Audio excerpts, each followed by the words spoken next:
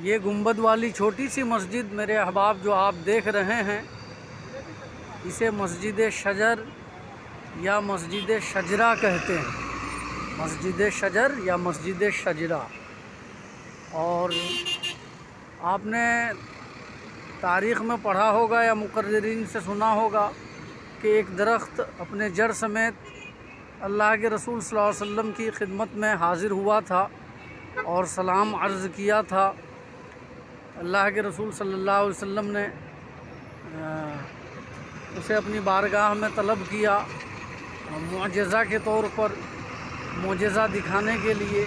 تو وہ درخت دائیں بائیں ہلا اور رسول اللہ صلی اللہ علیہ وسلم کی خدمت میں حاضر ہو کر صلاۃ و سلام عرض کیا۔ تو کہا جاتا ہے کہ اسی جگہ کا وہ درخت تھا اور اسی مناسبت سے یہاں پہ مسجد تعمیر کی گئی ہے، جسے مسجد شجر یا مسجد شجرہ کا نام دیا گیا ہے۔ یہ مسجد اور اسی طرح مسجد جن بالکل مروہ کے قریب ہے، روڈ کے اس پار حرم کا علاقہ شروع ہو جاتا ہے، حرم کا مصلی بچ جاتا ہے، یہ مروہ کے قریب ہے۔ اور یہ مسجدیں جو قریب میں واقع ہیں سب صرف نماز کے وقت کھلتی ہیں اور فوراً ہی بند ہو جاتی ہیں۔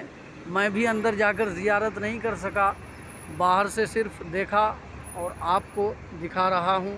البتہ مسجد جن میں گیا تھا، لیکن اب تک وہ بھی بند ہو چکی ہوگی۔ میں گیا تو اس وقت لائٹ بجھ چکی تھی۔ ٹھیک، السلام علیکم۔ امید ہے کہ آپ زیارت کر کے مجھے اپنی دعاؤں سے نوازیں۔